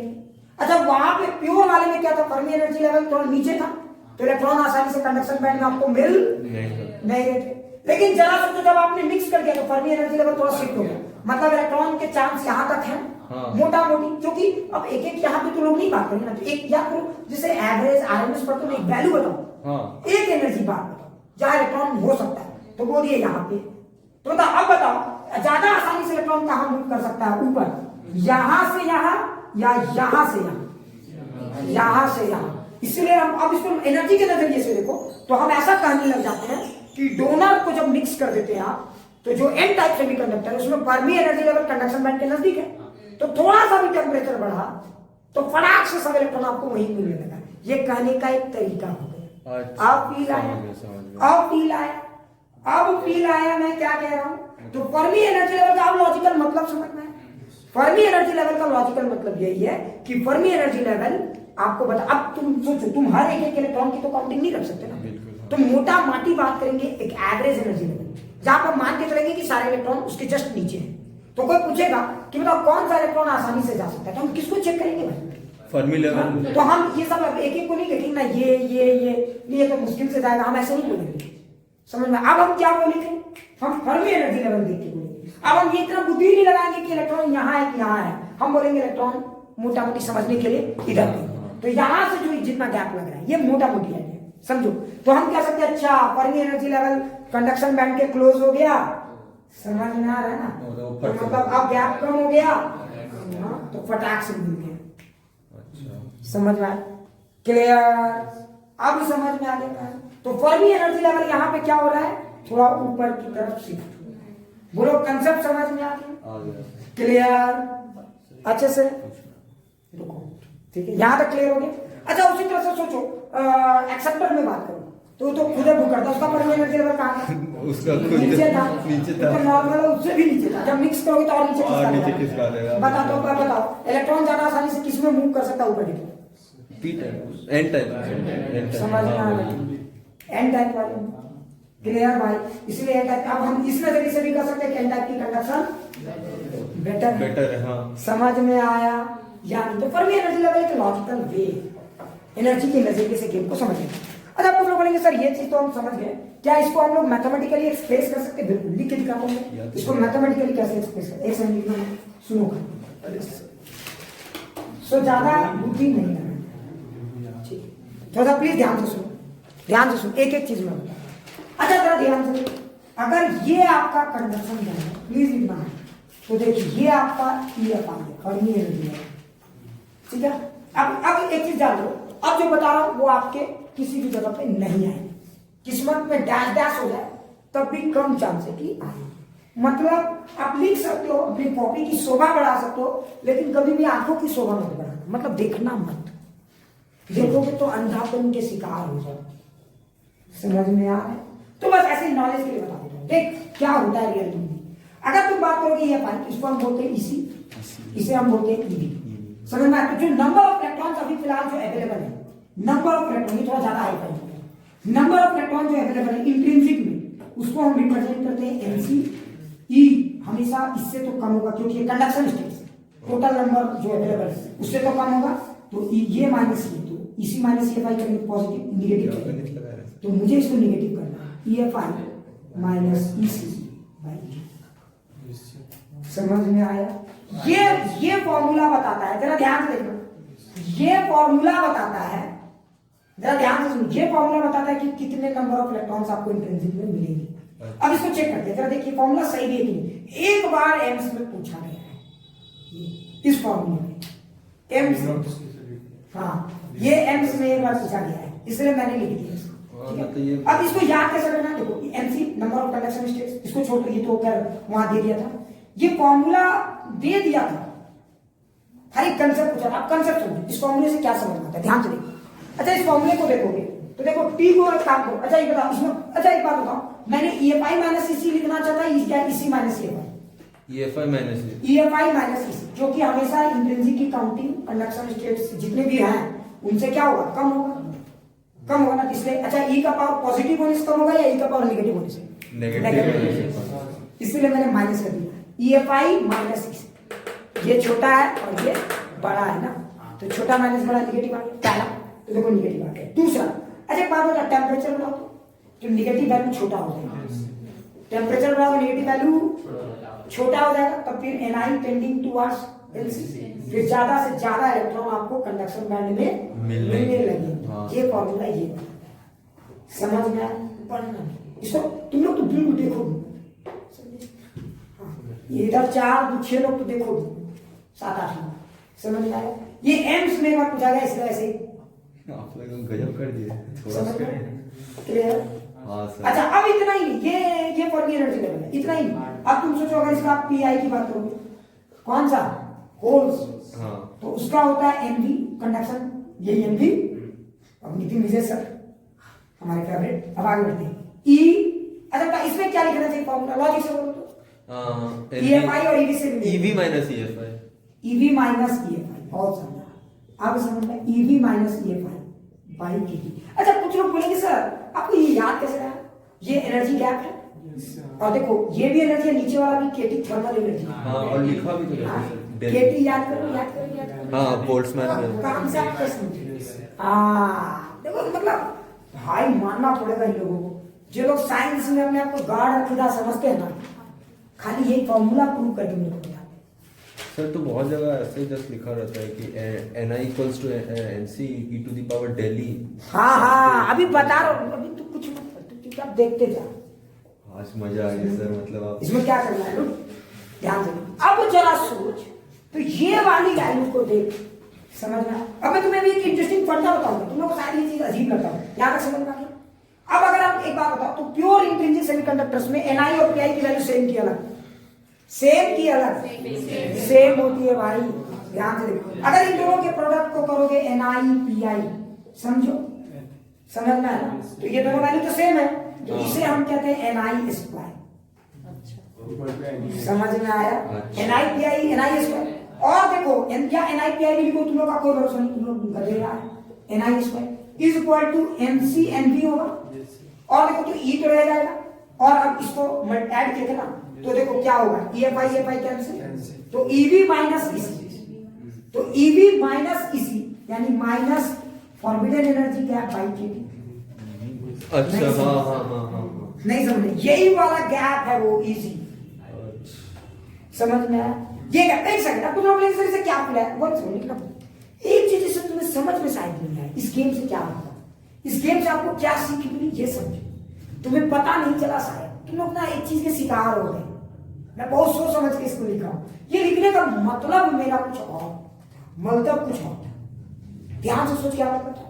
तुम देखो MC और NV तो फिक्स है ना भाई, और ये एनर्जी गैप भी तो फिक्स है। अच्छा बेटा, ये एनर्जी गैप फिक्स है, MC NV फिक्स है, यानी ये प्रोडक्ट तो फिक्स हो गया ना, मतलब कुछ भी हो, नंबर ऑफ इलेक्ट्रॉन और नंबर ऑफ प्रोटॉन की, सॉरी होल्स की काउंटिंग, ये समझ में आ रहा है ना, नंबर ऑफ होल्स की काउंटिंग किसी कीमत में चेंज नहीं होगी, यानी कि प्रोडक्ट हमेशा सेम रहेगी। इसका मतलब इलेक्ट्रॉन और होल्स की प्रोडक्ट, उनका नंबर का प्रोडक्ट हमेशा कांस्टेंट रहेगा, कुछ भी करो, और वो सिर्फ इस बात पे डिपेंड करता है कि गैप किसका ज्यादा है। अच्छा, नहीं समझ में, या किसका कम। अब एक सेकंड आपने डोपिंग कर दिया था तो बोलो क्या हुआ, ये एनर्जी गैप बदला था क्या? ना। देख अब समझ तू किस लेवल की तैयारी कर। अगर वहां पूछ दिया कि क्या एनर्जी गैप बदलता है, ना। डोपिंग करने से क्या ये बदला था? नहीं। डोपिंग करने से क्या बदला था? सिर्फ ये फॉर्बिडन ये बदला था, EFI फर्मी एनर्जी लेवल बदला था। यानी कि अगर आपने डोपिंग किया तो ये गैप नहीं बदला ना। और बता टोटल काउंटिंग इलेक्ट्रॉन और होल्स की काउंटिंग किस पे डिपेंड करती है? गैप पे। अगर ये सवाल आ गया ना अच्छे से नहीं बता पाएंगे। अब समझ में आया? तो जो नंबर ऑफ देखो number of electron into number of holes only depends on energy gap, only depends on energy gap. समझ में क्लियर? हाँ सर। अब तू एक और लॉजिक सोच, अगर ये सिर्फ इसी पे डिपेंड करे, चाहे कोई भी टाइप का सेमीकंडक्टर डिवाइस हो, कोई फर्क नहीं मुझे पड़ता, ये गैप थोड़ी चेंज होने वाले हैं। समझ में आ रहा है? मतलब सोच अगर तू एक को बढ़ाने जाएगा तो दूसरा ऑटोमेटिक कम हो जाएगा। आप समझ में? इसीलिए कम होता है और वहां हम कुछ और एक्सप्लेनेशन देने चले जाते हैं। आप समझ में आ रहा है कि चीज? अच्छा इतना और खूबसूरत सी चीज को देखोगे तो ये तो समझ आई कि ये माइनस है, ये माइनस है। समझ में आ रहा है? क्लियर? मजा ये नहीं बोल रहे थे। ओ हाँ तो पैसे बोलो ना, हाँ सर मजा आ रहा है। नहीं समझ में आ रहा फिर भी बोलो मजा आ रहा है। समझ में आ रहा है? क्लियर? तो ये चीज है, समझ में? जो इसको समझेगा वो फेल करेगा। मतलब इस तरह का सवाल आएगा तब फेल करेगा, ऐसे नहीं करेगा। मतलब समझिए बहुत अच्छा कंसेप्ट है, सच बता रहा हूँ। फेल करने का मतलब गड्ढा हुआ होगा, गड्ढा। सर इस बार तो आ गया था काइंड ये नहीं आता, ये आता क्या? ये सवाल है फर्मी लेवल। कहाँ कब खत्म हो गया हमारा फर्मी लेवल? हाँ मतलब गजब है।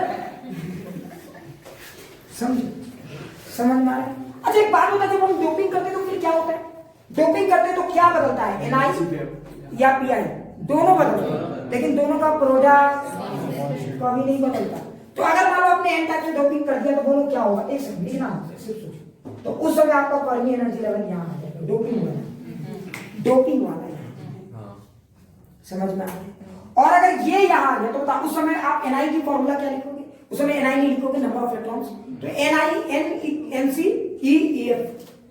EF माइनस EC, ये गैप और कम होगी ना। तो अगर निगेटिव वाली गैप और कम होगी तो एनर्जी बढ़ गई ना, ये टोटल काउंटिंग बढ़ जाएगा।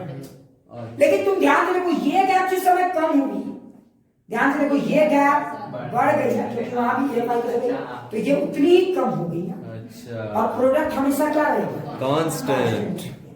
अब समझ में आया? Yes sir. तो देखो एनर्जी फर्मी का जो लेवल है यहाँ पे, क्लियर? एक एक चीज समझ में आ रहा है ना? है ना भाई अद्भुत? अब तुम सोच रहे होगे कि सर इसको हम कैसे एक्सप्लेन, थोड़ा सा देख लो। साइंस में अपने आप लोग ना बहुत तो समझते हैं, तो मैं तुम्हें एक और फिर दिखाता हूँ, ठीक है? हाँ मैं भी आज थोड़ा सा मूड में हूँ, लिख ही दूँ एक दो इक्वेशन। मैं देख थोड़ा सा समझ, अगर आप NI को लिख रहे थे थोड़ा फील है ना, तो NI तो हमने लिख दिया भाई। आप उतना छोटा छोटा चीज नहीं लिखेंगे, इतना बड़ा बड़ा बाउंसर मारेंगे ना कि लोग मैदान छोड़ने वाले। देख अब तू सोच, वहां पे अगर तू उसे NI लिख रहा था तो NC तो लिख ही रहे थे। अच्छा E तो लिख रहे थे, आप बताओ EFI लिखोगे या EF? EFI या EF? अरे वो अच्छा EFI फर्मी एनर्जी लेवल बदल गया। हाँ। EFI लिखने का EF का मतलब होता है एनर्जी फर्मी, ये इंट्रिंसिक का था, इसलिए I लिखे। अच्छा। I represent for intrinsic. तो बोलो अब क्या लिखेंगे? EF minus EC by KT। अब समझ में आया? हाँ। क्लियर? और ये वैल्यू बढ़ गया कि नहीं? बढ़ गया क्योंकि नेगेटिव में था, याद करो। तो ये वैल्यू बढ़ गया, n बढ़ गया। लेकिन तुम देखो इसको लिखने का एक और तरीका, साइंटिस्ट ना क्या खूबसूरत सा चीज लिखते हैं। देख साइंटिस्ट को इतना क्यों लिखते, देख ऐसे लिख सकते MC। देख अच्छा EF को क्या लिखेंगे? तो देख साइंटिस्ट ना बहुत जानकार होते हैं। EF माइनस EFI कर दो, फिर एक काम करते हैं यहाँ पे प्लस EFI। अब एक और चीज याद रखना, ये सब लिखना नहीं आपको, सिर्फ थोड़ा सा देखते रहे, डेटा को महसूस करें भाई। ये लिख सकता हूं मैं क्या? अब तुम लोगों ने सर आपने ऐसा क्यों लिखा? क्या आपने ये लिख के आप क्या जताना चाहते हैं? क्या बहुत जानते हैं? नहीं। ध्यान से, ये हो गया NC, ठीक है? अब जरा देख, अच्छा EF माइनस EFI है ना बाई KT। अच्छा देखो NC EFI minus EC by KT, NC EFI minus EC by KT, वो तो NI था ना।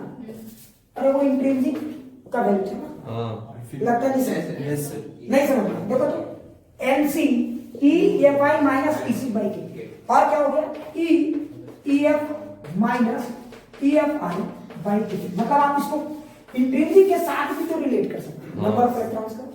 नहीं समझ में। अब ये क्या है, तो ये इंट्रिंसिक। अब अच्छा एक बार चेक करके देखते हैं क्या ये वैल्यू ज्यादा होती है कि कम। देखिए अच्छा एक बात बताओ, अगर EF और EFI सेम हो गया हाँ तो ये 1 हो One हो गया, जाएगा। तो N equal to NI। Intrinsic का बराबर। अगर EF ऊपर शिफ्ट हो गया, और EF किस में ऊपर शिफ्ट होता है N टाइप N टाइप में, तो N टाइप में अगर EF शिफ्ट हो गया तो देखिए इंट्रिंसिक से हमेशा ज्यादा मिलेगा। तो देखो EF अगर ऊपर शिफ्ट है तो EF is greater than EF positive, E का power positive, more positive, more positive, N की वैल्यू मोर ज्यादा आ गई। ग्रेटर देन हाँ, लेकिन वही अगर तुम इसकी बात करोगे P टाइप में तो क्या होता है, EFI नीचे हो जाता है, तो माइनस हो गया। इंट्रिंसिक इलेक्ट्रॉन की काउंटिंग जितनी ओरिजिनल थी उससे भी कम हो गई। आप समझ में है? तो देखो इससे भी रिलेट कर। और इतना ही नहीं, अगर तुम उसी तरह P के भी प्रोडक्ट को लिखोगे तो PI EF minus EFI by K, ये भी लिखना समझ में आया। और फिर से मल्टीप्लाई करोगे घूम फिर के तो NP की प्रोडक्ट को देखोगे, ये सब cancel is equal to NI square. ये हमारा रियल फॉर्मूला है। आप समझ में आ गया। और ये फॉर्मूला मुझे प्रूव करके बताता है कि नंबर ऑफ इलेक्ट्रॉन और नंबर ऑफ होल्स का जब प्रोडक्ट करते हैं उसका हमेशा वैल्यू NI स्क्वायर के बराबर होता है। अब लॉजिक से सोचो।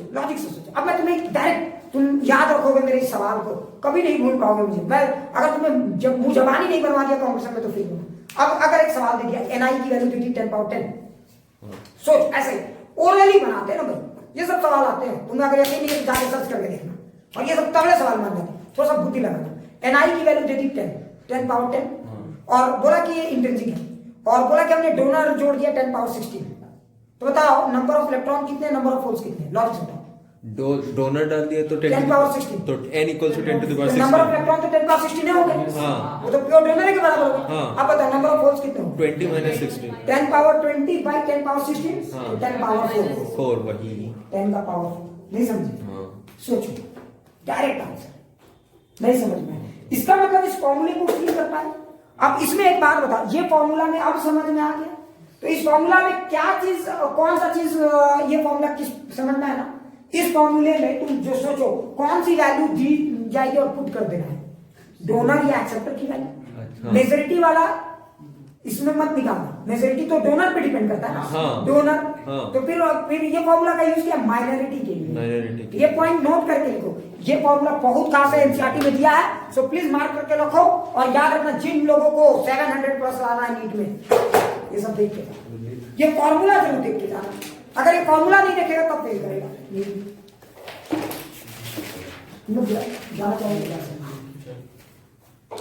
सर ये सब डलेगा ना, हाँ ये चलेगा, ये सब कट जाएगा, हाँ ये सब नहीं आएगा। सिर्फ ये। अरे फ्यूचर पढ़ते कॉलेज में जाके सर, फ्यूचर पढ़ते कॉलेज में जाके आपको ये सब वीडियो देखते हैं। चलो तो एक दो न्यूमेरिकल्स करके देखते हैं इसको, तो शायद देखते हैं कि कितना आपको फील आ रहा है। ठीक है, हाँ ऐसे। तो देख अभी मैंने जितना बताया एकदम अच्छे समझ में आ गया। तो अब समझ में आ गया फर्मी एनर्जी लेवल क्या होता है, एन टाइप में ऊपर रहने से क्या होता है, आप समझ में आ गया। पी टाइप में किधर रहता है ये समझ में आ गया। क्या फर्मी एनर्जी लेवल से आपको एकदम इलेक्ट्रॉन की काउंटिंग का अंदाजा लग जाता है? बिल्कुल। क्या होल्स की काउंटिंग का अंदाजा लग जाता है? बिल्कुल। अच्छा बता, इलेक्ट्रॉन की काउंटिंग बढ़ती है कि घटती है? किस पर? ये डिपेंड करता है सिचुएशन पे। अच्छा समझ में आ रहा है, होल्स की काउंटिंग भी डिपेंड करता है सिचुएशन पे, लेकिन नंबर ऑफ इलेक्ट्रॉन्स और नंबर ऑफ होल्स की काउंटिंग कांस्टेंट रहती है। अब समझ में आया कि नहीं? अच्छा बताओ, इंट्रिंसिक ज्यादा नंबर ऑफ इलेक्ट्रॉन्स, अब अगर ये सवाल आ जाए तो सोचो तो अच्छे से लोग उलझ जाएगा। Intrinsic carrier concentration at same temperature पे number of electrons pure silicon में ज्यादा मिलता है या प्योर जर्मेनियम में? प्योर सिलिकॉन में ज्यादा या प्योर जर्मेनियम में ज्यादा? मेरा सवाल सुनो, एनआई की जो वैल्यू होती है ना वो किस में ज्यादा मिलता है, प्योर सिलिकॉन या प्योर जर्मेनियम? कैसे पता चला? क्योंकि जर्मेनियम का वो कम है, एनर्जी क्या कम है, तो माइनस वाला कम हो गया, तो ओवरऑल वैल्यू ज्यादा हो गई। अब समझ में आया? तो ये सब चीजें कर लोगे आप, तो बस इतना सा, खाली इतना ध्यान रखना है कि टोटल नंबर्स का जो प्रोडक्ट है ना भाई, वो एनर्जी गैप पे डिपेंड करता है। और एक बात बताओ, जब आप डोपिंग करते हो एनर्जी गैप बदलता है क्या? नहीं, सिर्फ फर्मी एनर्जी का लेवल बदलता रहता है। समझ में आया? अब सोचो और क्या पूछ सकता है, ज्यादा ये पूछेगा कि फर्मी एनर्जी जो है वो एन टाइप में कंडक्शन बैंड से ऊपर या नीचे, तो नीचे, और इंट्रिंसिक फर्मी एनर्जी लेवल से ऊपर, और वहां पे पी टाइप में इंट्रिंसिक से नीचे। ये सब एकदम फील आ जाएगा, ज्यादा हॉट पॉच नहीं करेंगे। अच्छा बताओ, अब जरा सोचो, अगर ये फर्मी एनर्जी लेवल ऊपर की तरफ शिफ्ट कर रहा है तो किसकी आबादी बढ़ रही है? इलेक्ट्रॉन। फर्मी एनर्जी लेवल नीचे की तरफ शिफ्ट कर रहा है, होल्स की आबादी बढ़ रही है। बस समझ में आ गया? अच्छा बता, इस फॉर्मूले का जब यूज करेंगे तो बता, इस फॉर्मूले का यूज किसको निकालने के लिए? माइनॉरिटी के लिए यूज करेंगे। किसके लिए? माइनॉरिटी के लिए। मेजॉरिटी कौन डिसाइड करता है? वो जो डाल रहा है, एक्सेप्टर, डोनर जो डोपिंग हो रहा है, जो डोपिंग हो रहा है वो। अब मान लो अगर आपको किसी ने दे दिया Na की वैल्यू 10 पावर 16, तो बताओ यहाँ N की वैल्यू क्या लिखेंगे? 10 पावर 16, और P की वैल्यू सॉल्व करेंगे, वो Ni आपको